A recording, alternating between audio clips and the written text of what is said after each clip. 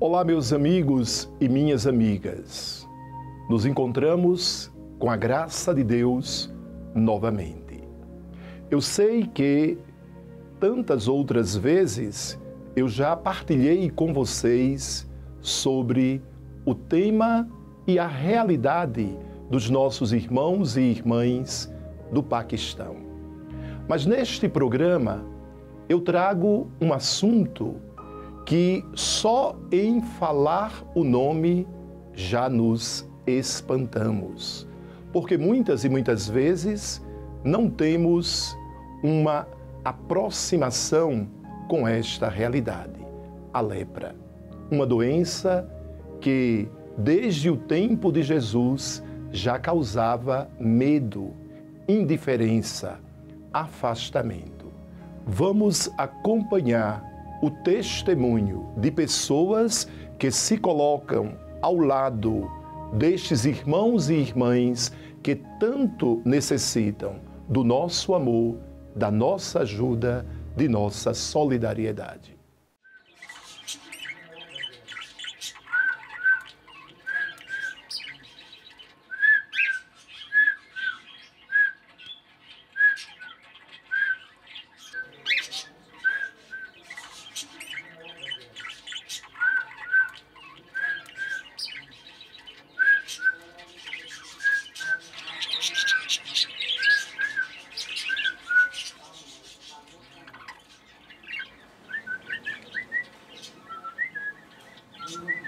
Eles jogaram pedras em nós por todos os lados. Eles quebraram algumas janelas. Alguns pacientes ficaram feridos. Então começamos a andar pelas madraças, casas, lojas locais, para dizer a eles, para explicar que nós também somos humanos, para que eles não jogassem pedras em nós. Também sentimos dor. Eu disse para não nos odiarem. E as pessoas do bairro também não Possivelmente entendem. é mais medo que ódio. Eu não chamaria isso de Sim. ódio. Sim. É o medo. É o que faz eles pensarem. E se eu pegar hanseníase? Também disse a eles que minha esposa estava comigo e que ela estava bem. Ela não pegou. A doutora Abfal, que Deus a tenha, passava o tempo todo com pacientes, mesmo aqueles em estado grave. E ela nunca adoeceu. É tudo vontade de Deus. Foi a família da sua esposa que disse para ficar com A eles? família da minha esposa disse que cuidariam dela se ela me deixasse. Quando eu trabalhava na fábrica, minhas mãos começaram a ficar feridas e eu não sabia o porquê. O dono da fábrica perguntou o que havia de errado com minhas mãos. Ele disse que pareciam inchadas também e que eu deveria ver um médico. Eu respondi que era pobre, que eu poderia, no máximo, pagar no hospital estadual. O dono da fábrica se ofereceu para me mandar para um hospital particular. Eu aceitei. Finalmente acabei aqui. Fui tratado aqui por 2 anos. Depois de 2 anos de tratamento, minha condição melhorou muito, mas os danos causados pela doença não puderam ser revertidos. Veja as mãos dele. Como poderia trabalhar com as mãos assim? Pensei que isso não me afetaria, e agora estou aqui.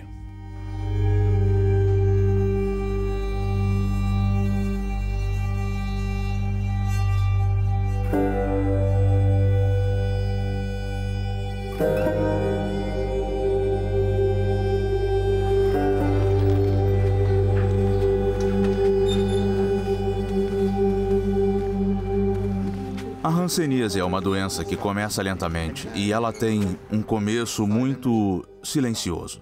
As pessoas geralmente não têm dor no início, mas afeta a pele e os nervos.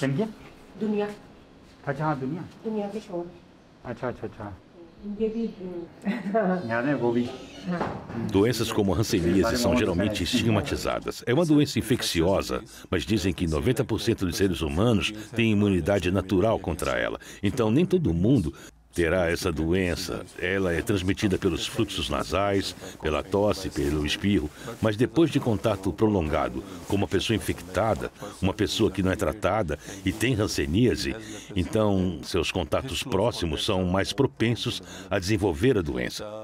O principal sintoma é uma lesão de cor clara ou escura, talvez avermelhada, talvez bem clara e geralmente anestésica, sem sensibilidade.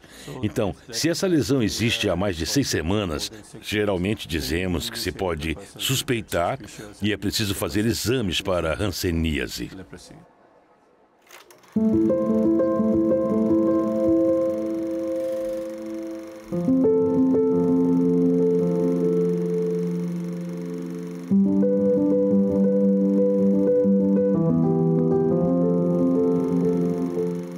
Foi em 1960, depois da separação.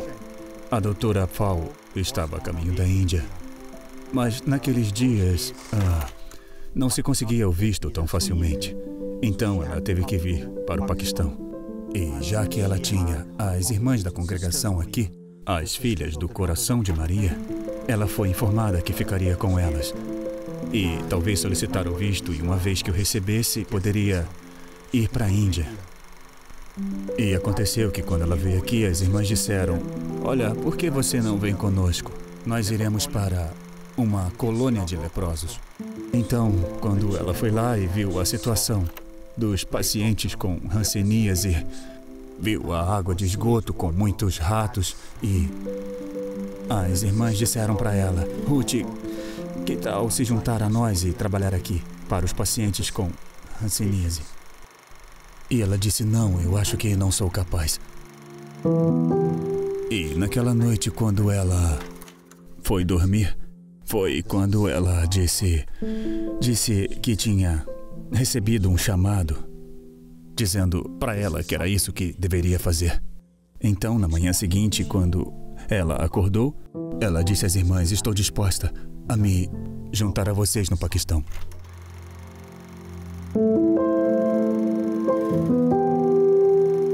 Não havia instalações para o diagnóstico ou tratamento de pacientes com hanseníase no Paquistão. Havia alguns hospitais, mas não havia um protocolo adequado. Então, um grupo de irmãs freiras estava trabalhando em uma pequena clínica em Karachi. Elas vinham de continentes diferentes e falavam línguas diferentes. Mas para este trabalho, todas se uniram. Doutora Pfau era da Alemanha e tinha uma senhora que era farmacêutica, irmã Berenice Vargas. Ela era do México. Uma enfermeira veio se juntar a elas, a irmã Janine, da Bélgica. E nos 2 primeiros anos, a primeira paquistanesa, doutora Zerina, juntou-se ao grupo. Era um grupo só de mulheres. Todo o resto foi apenas o resultado daquele momento na colônia de mendigos de Macleod Road. Se eu não podia mudar tudo, pelo menos queria compartilhar este sofrimento. Fazer nada parecia intolerável. Acredito, ou melhor, sei que estou no lugar onde o Todo-Poderoso quer que eu esteja. Outra coisa é certa também. Eu amo as pessoas deste país, aqueles com quem trabalho, minha equipe, meus meninos e todos aqueles que dedicaram suas vidas ao trabalho de hanseníase. E eu amo meus pacientes.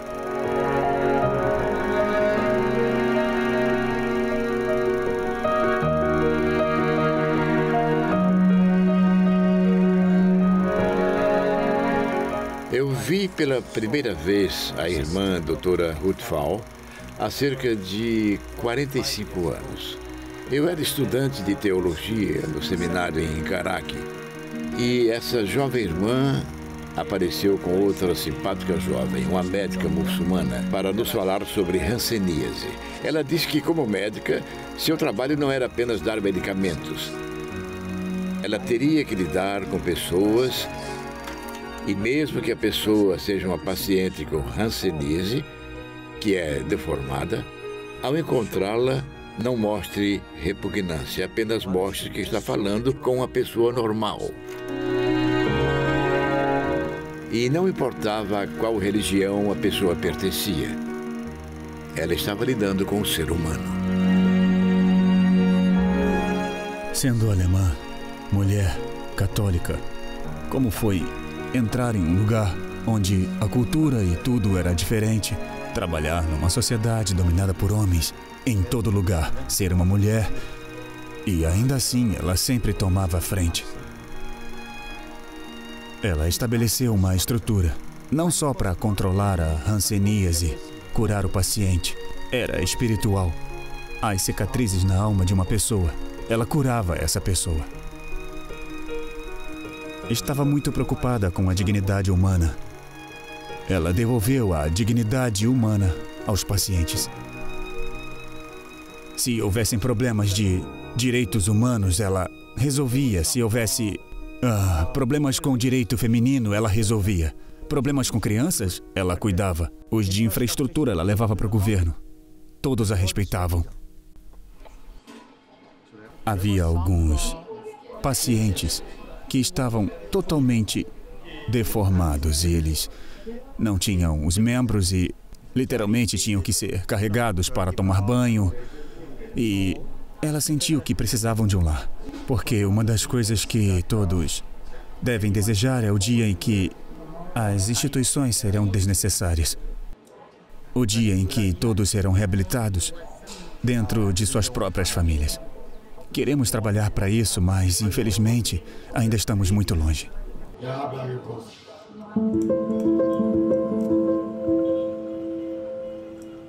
No que diz respeito à lei, éramos oficialmente um hospital. No começo, não ousamos instalar vidraças. Tudo, de pedras a ovos podres e tomates, era arremessado pelas janelas. Até o presente, resistimos a todas as tentações de nos mudarmos para a periferia da cidade. Nosso lugar é onde as pessoas estão. E neste pequeno pedaço de terra, no centro de Karachi, surgiu um moderno edifício de 8 andares. O centro de hanseníase Maria Adelaide. Não atenderam. Um ferimento nessa perna também? Não. O ferimento tá nessa perna aqui. Quem colocou as ataduras em você? Eu mesmo coloquei. Pois um pouco demais, não é? Você não deve fazer os curativos assim. Mas quem vai fazer o curativo pra mim? Uma pessoa que saiba fazer. No hospital, eles não vão mudar o curativo aqui, né? Esse curativo não foi feito corretamente. Tá. Você não tá ouvindo o que eu estou dizendo. Quem vai fazer o curativo pra você aqui? O Sr. Zia disse que vão fazer um curativo novo toda vez que eu vier aqui, né? Sim, você tem que avisar lá embaixo. A pessoa lá embaixo não fez nada. Nem escreveu uma receita. Você não reclamou? Não, se o Sr. Zia não tá aqui, o de baixo eu nem deixo entrar. Graças a Deus o Sr. Zia tá aqui. Ah, isso é bom.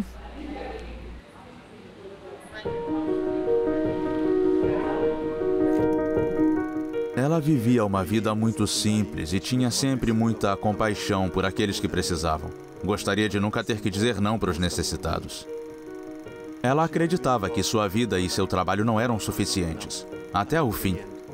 Ela queria fazer mais. Percebeu que os pacientes vinham de todas as partes do país, não só em Karachi. E aí ela começou a viajar, indo para outras regiões do país, aldeias distantes, montanhas. E então falou com o governo para iniciar um programa nacional. Ela organizou o treinamento de paramédicos em Karachi, aqui neste hospital. Esses ajudantes, meninos e meninas, foram treinados no diagnóstico e tratamento da hanseníase e então voltaram para suas regiões.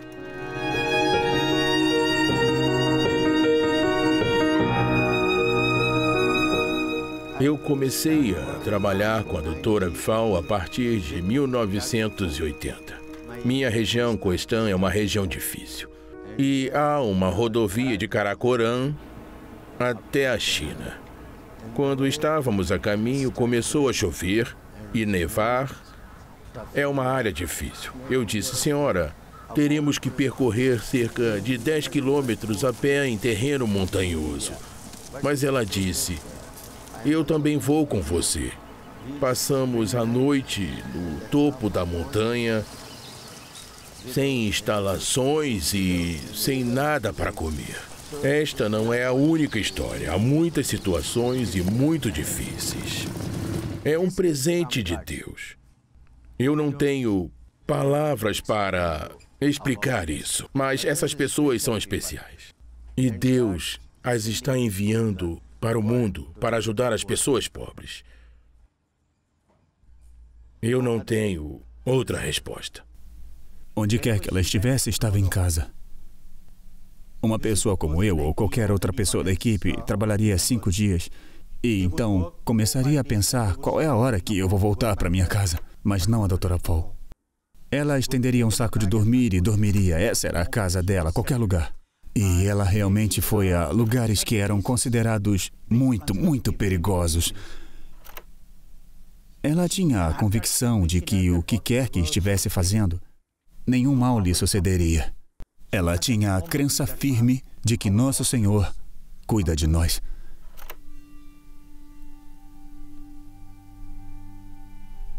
Acho que foi em 1992. Foi em Gilgit. Ela estava num seminário com uma equipe e algumas pessoas vieram com Kalashnikovs. Eles ameaçaram matar e apontaram armas para os funcionários. Ela veio e ficou na frente deles e disse: "Não, você não vai machucar os membros da minha equipe." Eles a acertaram com a parte de trás do Kalashnikov e ela ficou inconsciente. Eles mataram 5 pessoas, 5 membros da nossa equipe. Ela ficou realmente devastada. Foi um problema étnico entre os xiitas e os sunitas. E ela disse: "Se um humano pode tirar a vida de outro humano, isso é muito, muito triste." De onde é que vem tanto ódio?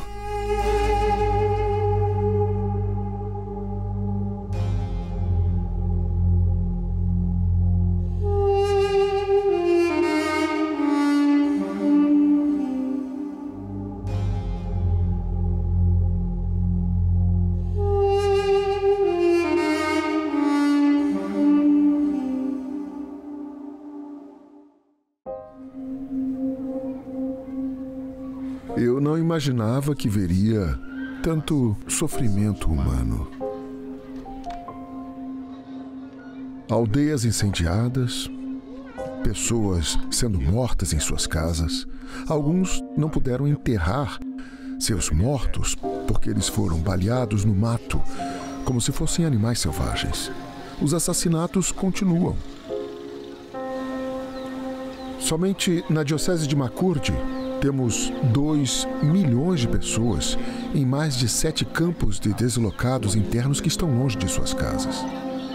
Nos campos, faltam-lhes as coisas básicas da vida.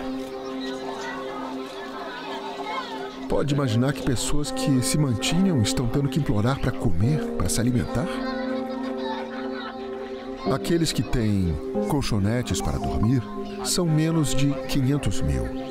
Então, estamos falando de milhares de pessoas que não têm lugar para dormir e dormem no chão. Esta é a condição a que seres humanos foram reduzidos por muitos anos. Não estamos falando de 1 ano, estamos falando de anos. Então, eles estão vivendo em um círculo de desesperança. O que tentamos fazer como diocese, como igreja, é dar-lhes esperança. Pessoas sem esperança não vivem muito. Os deslocados internos têm tantas necessidades. Mas apelamos para que, se for possível, ajude-nos de qualquer maneira, como puder. Estamos implorando e pedindo sua ajuda.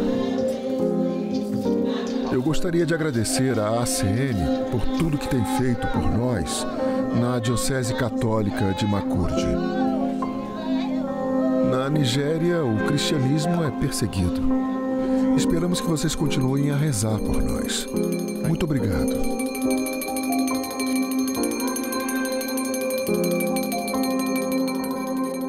Dois milhões de cristãos fugiram da violência e da perseguição e estão vivendo em campos miseráveis na Nigéria. Eles contam com você. Faça a sua doação e ajude os cristãos que sofrem perseguição na Nigéria.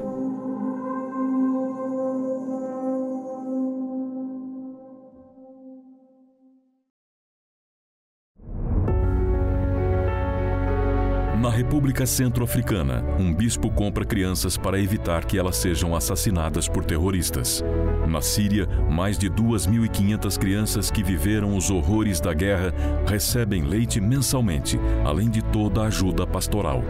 Em Belém do Pará, missionários vão de barco até as ilhas mais isoladas para levar esperança aos que mais sofrem.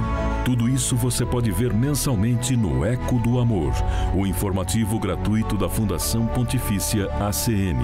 Ligue agora para 0800 77 099 27 ou acesse o site acn.org.br e peça para receber gratuitamente o seu Eco do Amor.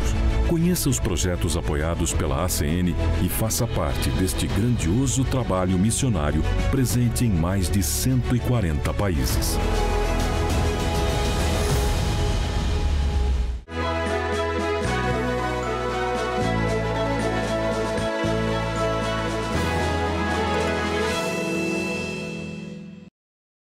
Eu tenho certeza que, assim como eu, frente a todas as imagens que foram apresentadas, tanta coisa falou profundo no teu coração e no meu coração. De fato, a realidade e sofrimento destes nossos irmãos e irmãs é bastante forte. Mas eu queria chamar a atenção para a resposta a esta realidade de sofrimento. E não poderíamos deixar de entrar também nas páginas do Evangelho.